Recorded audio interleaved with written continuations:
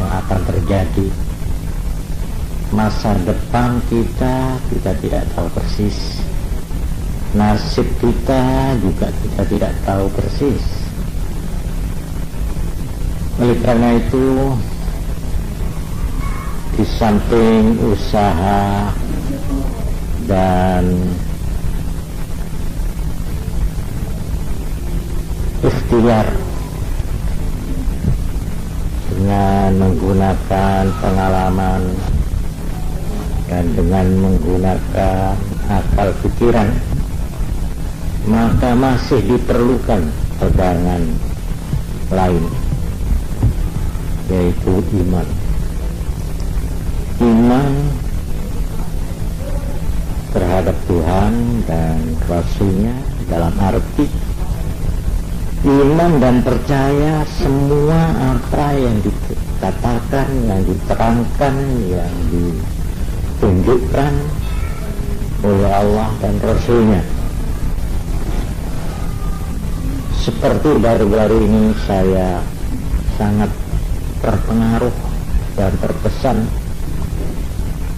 pada saat saya mendapat kesempatan menggoni Kiai Hamid Pasuruan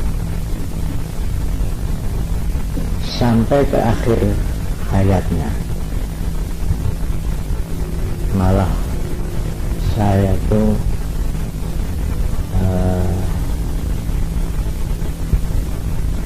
ya ikut menalkin. Sebenarnya saya tidak pantas untuk menalkin, mendikte. Talkin itu dikte, memberikan talkin. Memang ini perintah agama. Kalau orang itu mau mati, supaya ditalkin, diajari, dituntun, didikte untuk menyebut nama Allah. Saya terharu, saya sangat terkesan oleh karena beliau tampaknya nafasnya itu terus menerus, jadi naik turun, naik turun, naik turun. Ya katakanlah saya itu ngeri, tidak tega. Tetapi saya setelah melihat dan membaca bagaimana pada waktu Rasulullah Shallallahu Alaihi Wasallam mau meninggal, saya terhibur, saya menjadi lega karena Kanjeng Nabi kita, manusia pilihan itu, Rasul terakhir itu, malahan kepala dari semua Rasul itu pun pada saat-saat detik-detik menghadapi mati itu juga dengan penderitaan. Beliau sakit bukan sekedar 3 hari 4 hari. Kanjeng Nabi waktu akan meninggal, waktu wafat itu sakitnya 18 hari. 18 hari. Beliau juga mengalami krisis yang disebut koma oleh dokter. Artinya beliau tidak sadar, kemudian sadar, sampai putrinya yang tercinta Fatimah Az-Zahra mendekat dan tidak tahan hatinya. Wahai Abah, kenapa kau harus menderita semacam ini? Beliau begitu tinggi panas badannya itu, sampai selimutnya itu dipegang aja panas, selimutnya panas. Dan beliau terus menerus dikompres. Ada cawan penuh air, tangannya dijejet dari panas, terus ini dahinya itu basahi. Persis Kiai Hamid juga begitu panasnya. Saya insyaallah pada waktu lain saya akan menceritakan lebih lengkap lagi tentang bagaimana Nabi mengakhiri hidupnya. Cuma yang penting beliau memang pernah bersabda, yaitu lewat hadisnya Ibu Aisyah radhiyallahu anha. Beliau bersabda begini, Tuhan itu kalau menghendaki seorang hamba itu baik dan dia akan husnul khotimah, seperti yang saya terangkan tempo hari. Husnul khotimah artinya berkesudahan baik. Husnul khotimah ini ada dua. Pertama, husnul khotimah dalam arti mati iman, mati Islam. Ini husnul khotimah yang pertama. Yang kedua, husnul khotimah dalam arti mati dalam keadaan yang baik, tidak mempunyai dosa atau dosanya sudah diampuni, sehingga dia mati dalam arti masuk surga, tidak lewat neraka. Nah ini, jadi kalau husnul khotimah yang pertama, mati iman, mungkin dia banyak dosa, ya, dia dihukum di neraka entah berapa melihat dosanya. Tapi yang kedua, ini mati dalam arti bebas dari dosa, sehingga dia tidak usah masuk neraka, langsung masuk surga. Nah ini Nabi bersabda lewat hadis Ibu Aisyah, nek uang itu dikarepno husnul khotimah 1 tahun sebelum mati, itu Tuhan sudah mengirim malaikat khusus untuk orang ini. Jadi ada malaikat yang khusus dikirim oleh Allah yang selalu membimbing orang ini selama setahun itu untuk mengerjakan hal-hal yang baik. Kalau dia akan mengerjakan barang yang tidak baik, itu dihalang-halang. Enak jalaran kayak itu orang sampai mengerjakan perbuatan dosa. Dan dia itu selalu didorong-dorong oleh malaikat itu untuk melakukan hal-hal yang baik, ya, sehingga dia itu tampak gembira, tampak cekatan, tampak ringan kalau mau mengerjakan hal-hal yang baik. Ini setahun sebelum meninggal. Dan kalau orang ini sudah mendekati saat-saat ajalnya, nah ini yang saya berikan garis, ya, garis saya bawahi garis.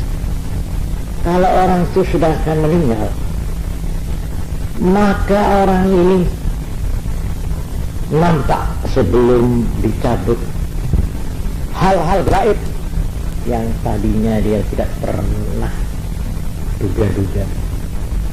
Dia melihat bayangan-bayangan surga, gambaran-gambaran alam yang indah dan sebagainya. Dan dia begitu ingin lekas-lekas mengalami kenikmatan yang digambarkan Tuhan itu, sehingga abe aneh ini ngongsong kesusu keluar. Jadi dia ingin, nyawanya itu ingin lepas ingin cepat karena melihat gambaran-gambaran yang indah. Sebaliknya, kalau orang itu memang termasuk orang yang sudah ditulis oleh Tuhan su'ul khatimah, na'udzubillah min dzalik. Su'ul khatimah itu artinya orang yang akhir hidupnya jelek, dalam arti entah dia mati tidak iman, ya, mati tidak Islam, ini yang paling berat, atau mati Islam cuma dia banyak dosa, sehingga orang ini sebelum masuk surga dia harus lebih dulu mengalami hukuman, ya, menjalani hukuman di neraka. Nah, ini namanya su'ul khatimah. Orang yang su'ul khatimah itu 1 tahun sebelum meninggal, dia kemana saja pergi didampingi oleh satu setan yang istimewa. Setan dia yang tahu persis apa kesukaan anak ini, bagaimana jalan pikiran anak ini, bagaimana hobi anak ini. Ini setan betul-betul setan yang lain daripada yang lain. Ini yang terus mendampingi orang ini selama setahun sebelum meninggal. Maka orang ini tidak pernah melakukan kebaikan. Dia tabu, dia entah diberi rasa enggan, rasa berat untuk mengerjakan sesuatu yang baik, apalagi yang merugikan dirinya. Sebaliknya dia merasa ringan, bukan saja, kadang-kadang merasa bangga dia melakukan pelanggaran-pelanggaran. Ini tandanya orang ini sudah didampingi oleh setan yang khusus, sehingga orang ini apabila sudah akan meninggal, dia sebelum dicabut nyawanya, dia akan melihat hal-hal yang bersifat gaib yang sangat ngeri, yang mengerikan, sehingga orang ini betul-betul ketakutan melihat bayangan alam gaib yang akan dimasuki itu. Sehingga dia mungkin teriak-teriak, mungkin dia itu ngamuk-ngamuk, mungkin dia itu, walhasil digambarkan oleh Nabi dalam hadis Aisyah tadi itu, nyawanya ini mau belah, mau ditahan, mau diaruskan. Dan ini Rasulullah, saya pun menang, saya bisikin Allah, Allah, Allah, ya Allah. Waktu akan meninggal, gak ada gerak, ada smooth, begitu lancar, begitu damai, begitu tenang. Saya, alhamdulillah, setelah saya membaca hadis ini, ya kadang-kadang orang itu, kadang-kadang orang itu kelihatannya seperti tenang, tapi sebenarnya dia lemah. Seperti orang tidur.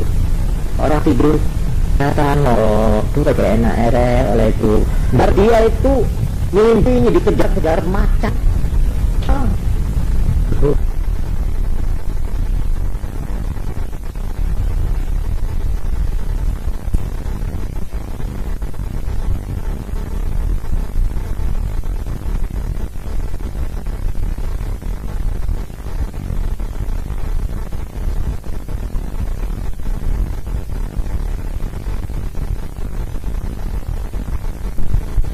Jebur-jebur dia orang yang paling gelisah, paling ketakutan, ya. Tapi kelihatannya dia tidur tenang, ya. Kita lihat tenang. Waktu dia ya baru kita tahu ceritanya, kalau kita bilang kita nggak tahu, kan. Karena itu kalau kita melihara anak kecil, anak tadi, ya, kalau punya dosa, lalu dia mau meninggal itu dalam keadaan yang mengerikan, yang menyedihkan. Dan tidak sadar. Anak ini tidak apa-apa. Anak ini tidak apa-apa. Yang dilihat oleh Allah supaya atau untuk menjadi ujian yang berat. Yakin, semua meninggal, ibunya jerit, tolong. Ayahnya juga, ini justru menjadi sasaran. Itu ibunya, itu ayah itu. Anaknya nggak apa-apa. Ada sebuah hadis, kalau anak itu tanpa malaikat. Hal-hal yang bisa cara punya iman tidak bisa ditolong. Tapi karena ini mengatakan gak apa-apa itu kelihatan banyak kan. Sedangkan itu ditanya itu ada orang yang itu seperti dia besok nambahannya itu sebenarnya lawan kesusun keluar itu karena dia melihat dan di sini maka dihimpun bermacam-macam hadis-hadis dawuh para ulama menjelaskan bahwa yang menyebabkan itu suul khatimah ini agama. Saudara berpercaya boleh tidak? Orang yang dikhawatirkan mati suul khatimah itu 4. Pertama, ad-dawun bisa dia meremehkan sembahyang di waktu ogah-ogahan dia mengerjakan. Kalau toh mengerjakan tidak sempurna, lebih susu daripada berisi, atau sering dia mengeluarkan sholat itu dari waktu itu namanya tahawudus sholat. Ini dosa yang pertama yang dikhawatirkan orangnya ini nanti mati suul khatimah. Yang kedua, syurbul khamr, suka minum minuman keras. Orang ini sudah nyandu minum minuman yang memabuk dengan macam-macam untuk menghangatkan tubuh katanya, untuk menyehatkan peredaran darah katanya, dan macam. Pokoknya kalau agama sudah mengatakan ini minuman yang haram, betul. Nah, ini kalau kita beriman dan kita mau mendengar. Ini yang kedua. Yang ketiga, ukur walidain, berani orang diperintah orang tua tidak malah menyakitkan hati. Tidak usah pelek, tidak usah tidak usah memukul. Tuhan dalam Al-Quran mengatakan wala takul lahumah, jangan kamu menghus pada orang tua. Mengatakan hus saja itu sudah dianggap berani pada orang lain. Ini uqul walidain, sampai semua ulama dalam kitab-kitab mengatakan kalau kamu sembahyang sunat sudah dapat rakaat berapa saja, kalau kamu dipanggil orang tuamu batalkan sembahyang, lebih harus ngambil panggilan. Kalau syarat dia tidak. Tapi kata Nabi Muhammad sallallahu alaihi wasallam yang dijadi seluruh sembahyang haji harus dibatalkan. Tapi hanya tanya. Tapi kalau orang tua ya disayang, namanya panggil orang kita bengok subhanallah, artinya kita sayang subhanallah. Ada orang tamu nah, kita di kamar bayang, kita jawab bagaimana subhanallah. Kalau kumpulan gini tidak ada subhanallah, bagaimana itu itu biar jarang tahunya. Nah, ini yang ketiga. Jadi yang khawatir orang itu su'ul khatimah ada 4. Pertama, at-tahawun bis-shalah, memberanak non telek no sembahyang. Nomor syurbul khamri, minum arak yang memabukkan. Nomor 3, uququl walidain, berani menyakiti orang. Dan keempat, azal muslim, menyakiti orang, mengganggu atau berbagai yang orang banyak. Nah, yang keempat, dia mengganggu tetangga, dia suka mengganggu temannya, dia suka merampas, suka menipu hak, suka mengibuli, suka membelong negara, bang rakyat, lainnya. Nah, ini yang ditanya itu justru yang keempat ini. Yang bertanya ini bagaimana hukumnya kalau ada orang beri uang atau hadiah kita apa saja kepada pejabat dengan tujuan tertentu. Nah, untuk ini saya lebih dulu ingin mengemukakan bahwa jabatan negara, jabatan administratif negara, memegang wewenang, memegang regulasi, jadi baik itu bersifat resmi negara atau menjadi petugas atau lembaga itu sama saja. Pokoknya wewenang wilayah, yaitu firman Allah di dalam surat An-Nisa ayat 58 dan 59. Ini perlu saya bacakan.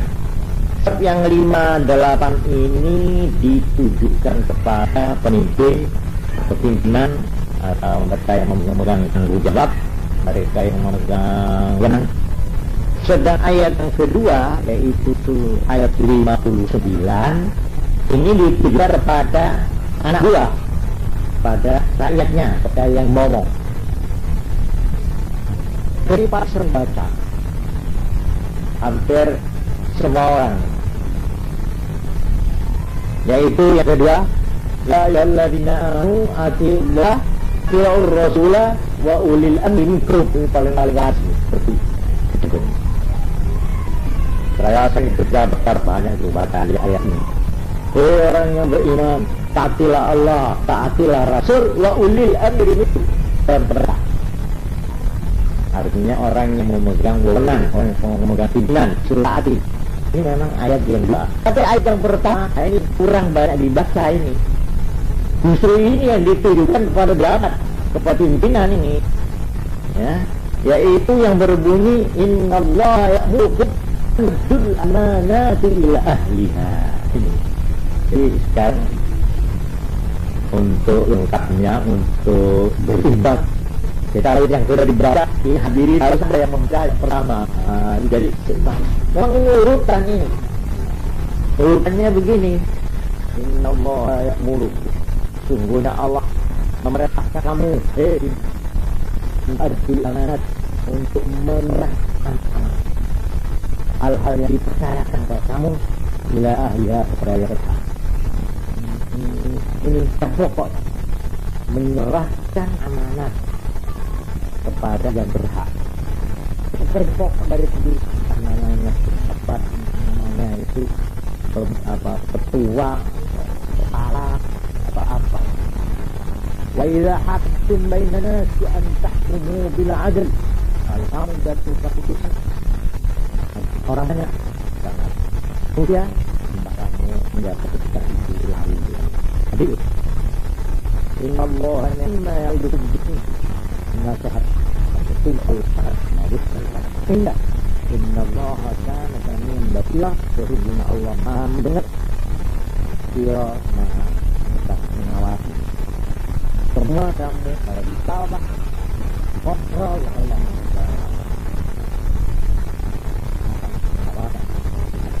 Ini ayat pertama 50 itu kita kepada itu. Yang kedua itu kita pada anak buah, rakyat. Ya ayyuhalladzina amanu, mereka yang beriman, atiullaha, taatilah Allah, wa atiur rasul, dan taat istilah Rasul ini hari ini pendirian merupakan satu paket taatlah kepada Allah, taatlah kepada Rasul dan pendirian. Jadi dalam rangka taat kepada Allah, taat kepada Rasul, sama taat yang juga kesepakatan kedua. Jadi kalau tidak mungkin mengajak sesuatu yang tidak taat kepada Allah, tidak taat kepada Rasul, ini merupakan rangkaian. Karena itu sekalipun orang tua harus tidak boleh dikasih. Kalau orang tua yang mentahkan sesuatu melanggar Tuhan, melanggar Rasul, tidak atur Allah dan tidak kepada Rasul, itu bisa ini. Bapaknya karena melarang, garisnya disuruh melatur, bapaknya tidak.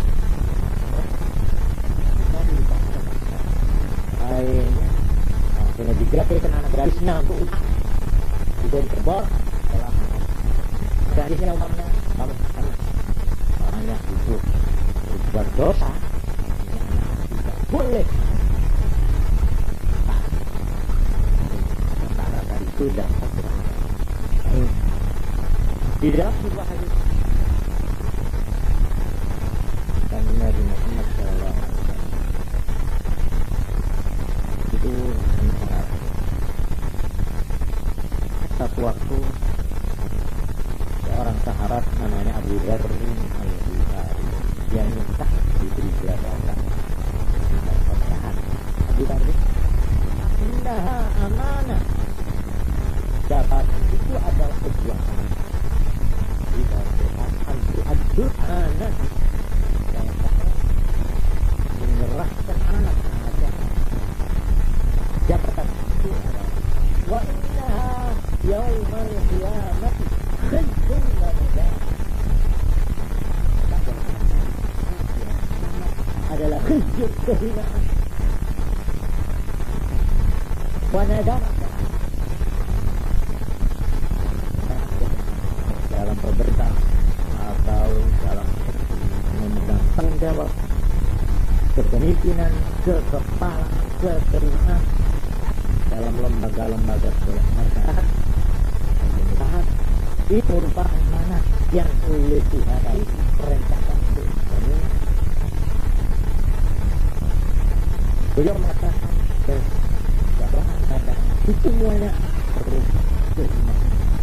Artinya orang itu akan terhina di hadapan Allah oleh karena walau illa man akhadha bihaqiha, mengambil anak itu menurut sanatnya dan wa adda fiha dan menyampaikan memenuhi apa yang menjadi kewajiban. Ini hadis riwayat Muslim. Oleh karena itu pada Tuhan Kanjeng Nabi Muhammad sallallahu alaihi wasallam suatu keterangan yang membuat orang-orang yang menjabat jabatan itu ada seorang yang sudah diangkat oleh Nabi yang mau menjalankan jabatan. Kalau bertidur marah membentuk ini diceritakan di dalam wahyu. Yaitu Saul an Abi bin Hurairah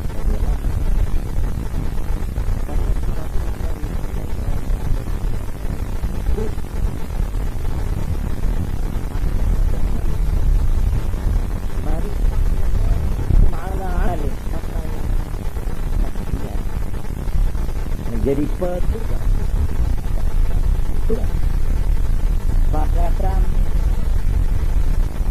kata mana siapa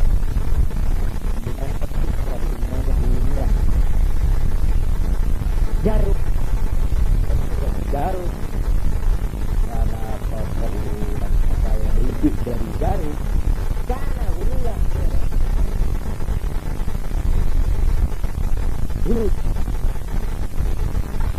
dulu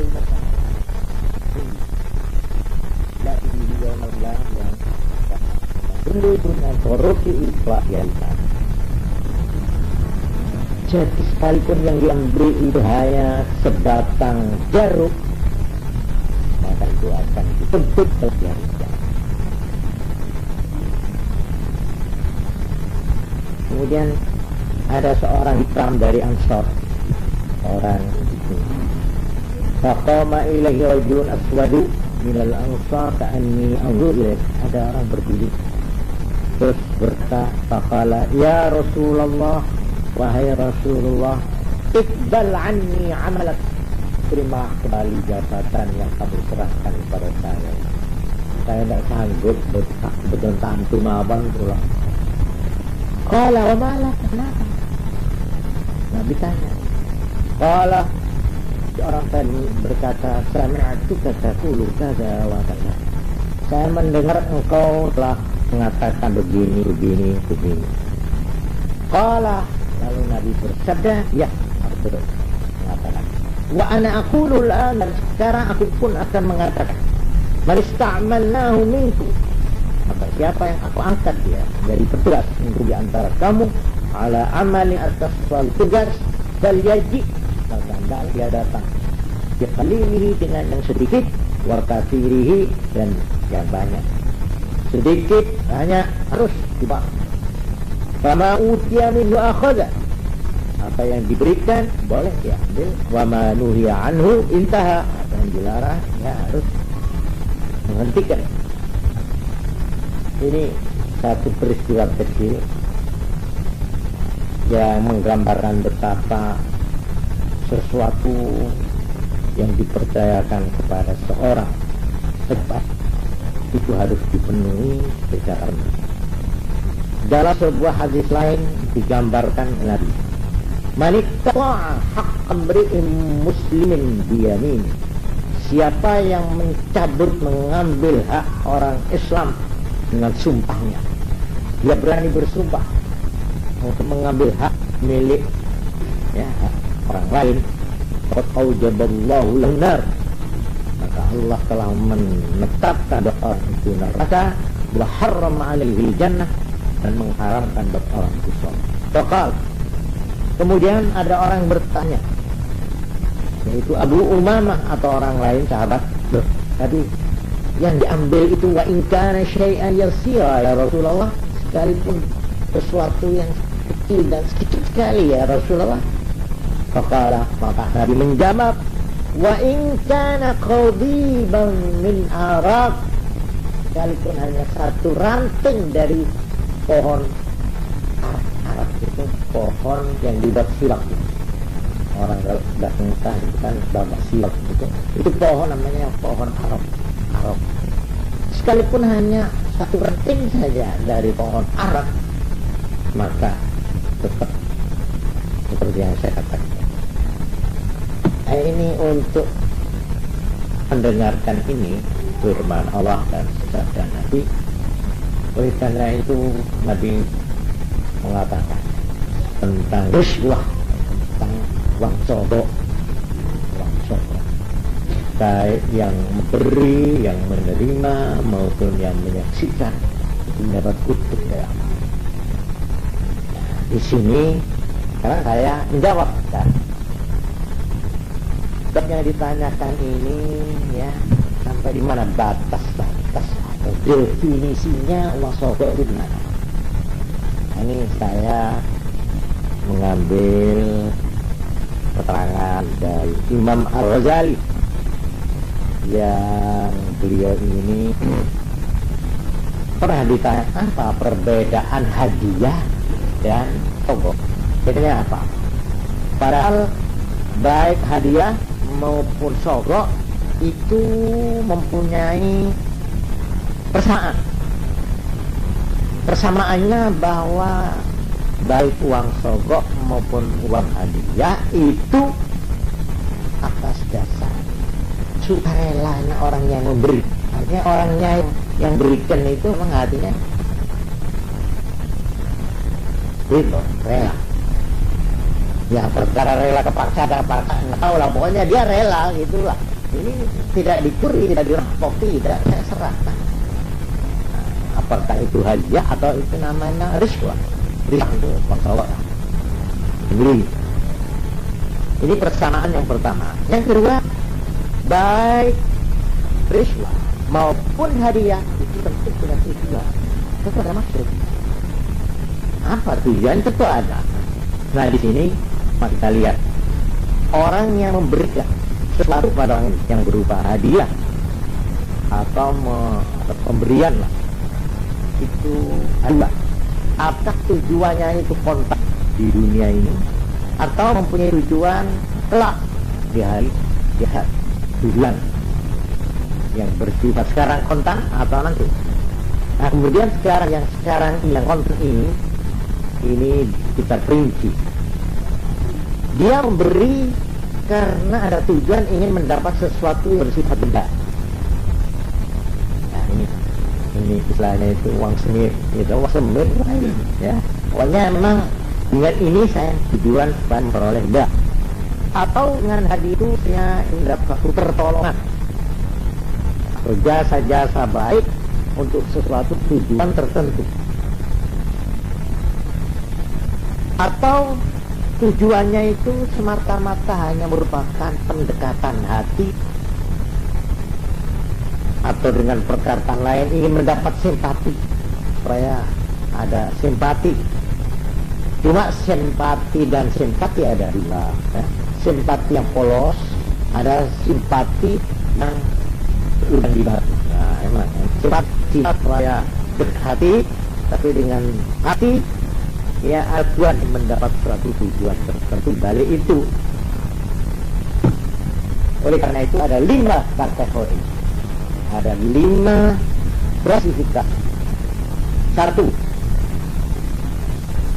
orang memberikan sesuatu dengan mempunyai tujuan untuk mendapat imbalan atau pahala. Imbalan itu pahala di akhirat.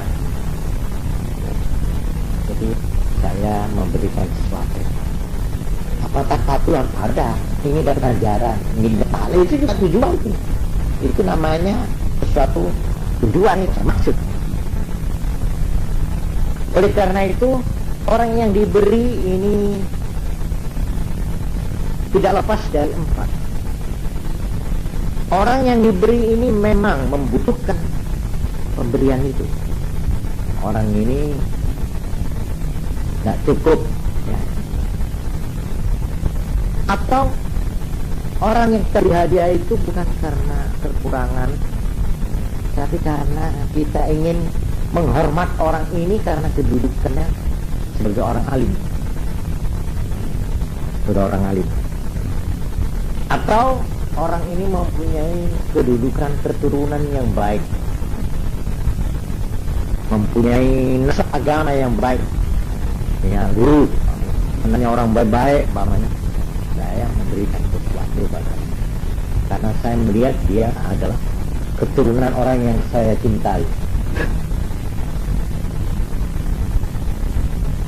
Atau orang ini memang orang soleh, orang yang memang ahli ibadah, ahli ini, ya, nah, dia memberi sesuatu, tak namanya sarung, tak namanya uang. Nah, di dalam hal ini orang yang beri ini belum tahu diri. Jadi kalau kira-kira menjadi tidak benar seperti yang digambarkan oleh orang yang memberi, jangan. Ini katanya warok.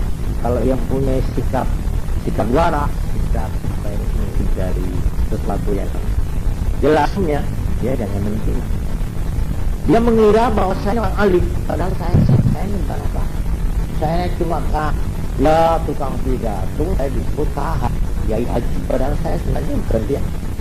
Cuma ya karena biasa dalam undangan itu saya laris kalau disebut kiai haji, pamannya, padahal saya bukan dia, tidak ngerti apa-apa.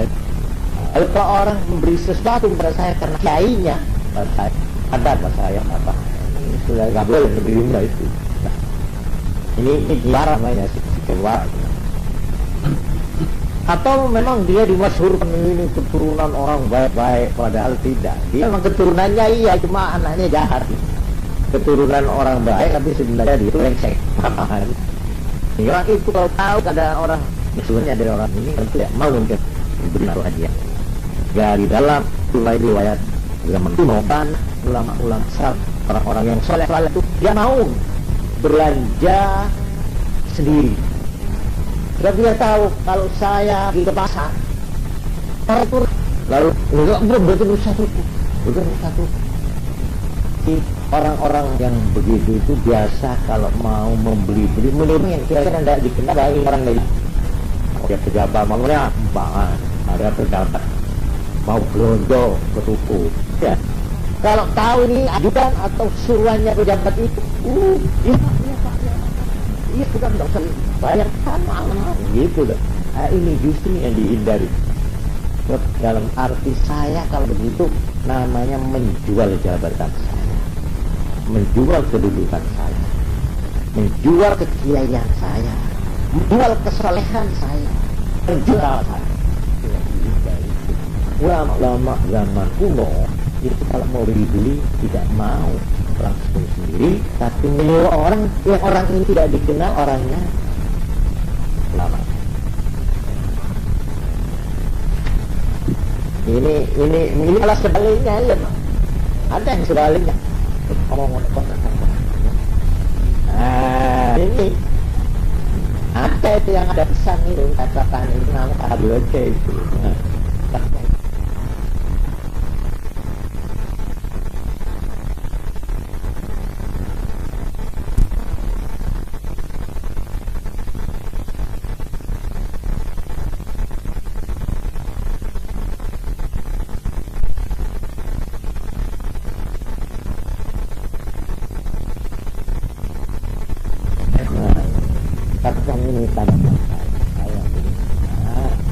Karena diketahui bahwa ini seorang ulama besar atau seorang jabat atau seorang yang pokoknya yang punya kedudukan hebat-hebat, ya akhirnya orang yang punya barang itu ya lalu lemah kedudukannya, lalu menyerah ke sana. Itu namanya todongan muril namanya. Ya. Todongan muril lembrok ada dua. Maaf ini saya menggunakan kata-kata menodong, musuh menodong di kriminalitas di Jakarta itu todong. Ini sebenarnya juga semacam todong, ini menodongan cuma pemodongan muril ya, atau politika atau terserahlah mengatakan. Nah, jadi tentang ini boleh dari orang yang ini secara hukum, kalau dia mempunyai tujuan ingin darah lipat, mungkin mau bertambah, ada syarat dalam diri, yang itu udah pasti. Karena ini walur, itu uang dari aktivitas orang, terang keadaan yang sebenarnya dia tidak akan memberikan itu pada saya. Lain halnya, kalau kamu kenapa dulu? Dia kenapa? Karena teman, ini lain lagi, nilainya lebih tinggi ini malah. Ya.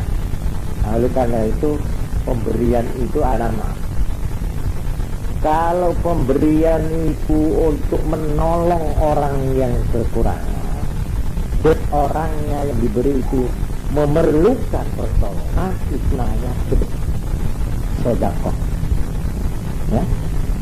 Kalau menama sedekah itu artinya yang diberi ini memang membutuhkan pertolongan. Tapi kalau tidak membutuhkan pertolongan, namanya hadiah.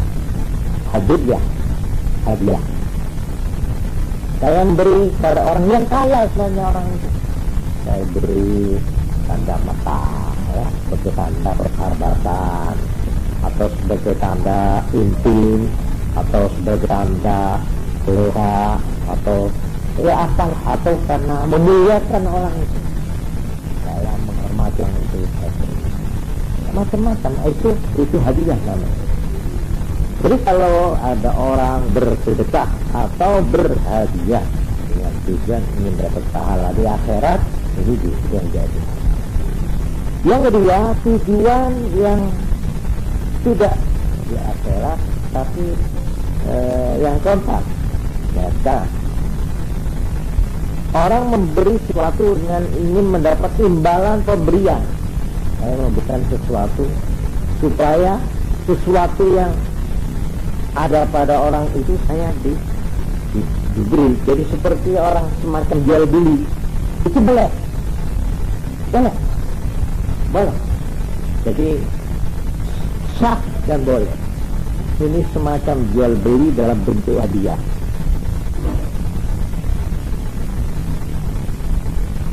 Jadi kalau memang ini, kalau namanya orang itu hadiah dalam arti 100%, itu pemberian hadiah tanpa mengharapkan apa-apa, itu namanya benar-benar hadiah, tidak mempunyai tujuan tertentu atau tujuan yang diketahui secara jelas. Jadi kalau ada orang memberikan sesuatu supaya mendapat imbalan, orang itu akan memberi sesuatu. Ini contohnya umpamanya saya memberikan sesuatu yang sesuatu ini diperlukan oleh pengusaha A. Saya tahu bahwa orang ini punya bahan yang saya perlukan. Pada saat waktu saya minta, ya, karena saya dulu pernah memberi sesuatu bahan yang diperlukan perusahaan orang ini, kemudian sekarang saya datang minta pertolongan bahan orang ini, akhirnya saya diberi. Ini namanya hadiah yang mengharapkan imbalan sesuatu. Ya, ini semacam berguru. Ini tidak bisa, bos. Cuma nilainya sudah beneran, ya. Pahalanya itu tidak sama dengan yang. Kemudian yang ketiga, ini kategori yang ketiga, tujuan untuk mendapat pertolongan untuk melakukan sesuatu, bukan merupakan benda, tapi supaya orang ini suka menolong, beri sesuatu, menolong untuk mendapat sesuatu. Jadi umpamanya seperti pemberian kepada pejabat atau waktunya atau stafnya atau orang yang mempunyai kedudukan atau pengaruh pada penguasa itu. Nah, ini namanya hadiah yang bersyarat untuk mendapat imbalan yang tertentu. Nah, di sini kalau ada orang diberi sesuatu, ya, supaya mendapat pertolongan, bukan minta darah, tapi pertolongan orang ini, jasa orang ini, supaya maksud saya itu seperti yang saya berhasil. Ini dilihat, ini coba minta derajat. Apakah perbuatan itu haram? Kalau haram, jelas haram. Ya, karena yang saya minta supaya kesalahan saya, ya, oleh hakim dibebaskan. Darahnya saya menyerahkan uang kepada hakim itu supaya mengusahakan bagaimana cara saya ini berakhirnya ditanya. Ini tidak boleh ini namanya. Atau sebaliknya, sesuatu wajib, ternyata kok ini juga tidak boleh. Ini aneh ya. Kalau kita memberi sesuatu kepada orang untuk mendapat pertolongan orang itu atau mendapat jasa-jasa orang itu untuk melakukan sesuatu yang haram atau wajib, dilarang. Ya, kalau itu wajib, ya, orang ini nggak boleh kita beri untuk mendapatkan wajib. Wajib. Apa yang orang tahu? Sudah dia mengerjakan yang terlarang. Jadi pemberiannya ya tujuan orang itu supaya mengerjakan sesuatu yang wajib dikerjakan oleh orang itu, ini haram. Atau sebaliknya mengerjakan sesuatu yang haram, bisa haram. Inilah definisinya iswa atau sohbah. Ya ini yang tidak diragukan haramnya.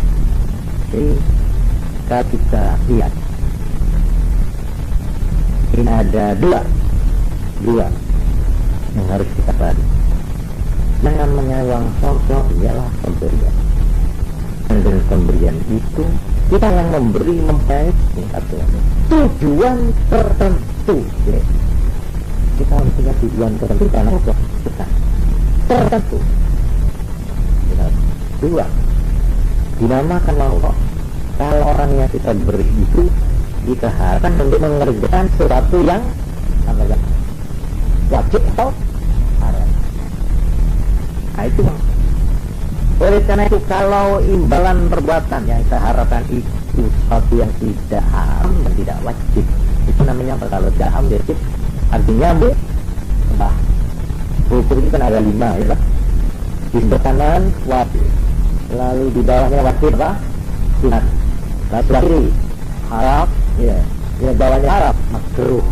Nah itu ini cara ini namanya mubah. Mubah itu tidak ada hukum apa. Kalau kita memberi sesuatu supaya orang itu melakukan perbuatan yang mubah, artinya tidak wajib dan tidak haram. Nah ini perlu ya terangkan.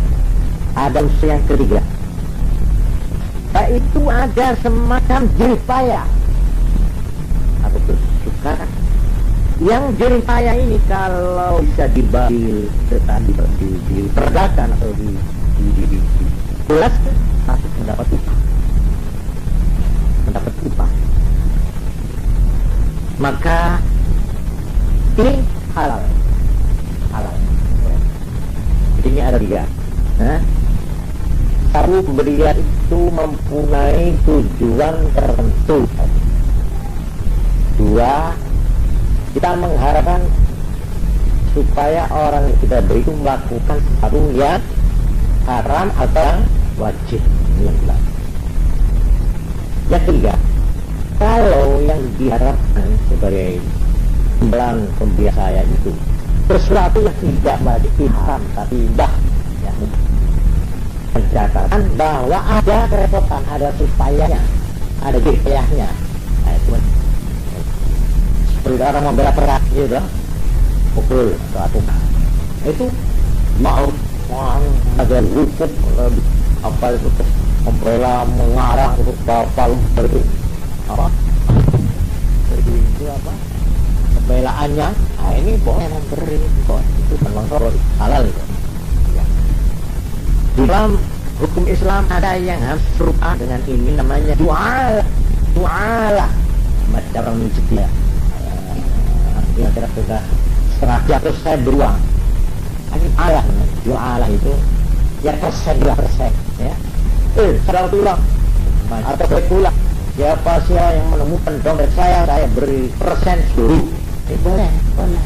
Ini namanya du'alah.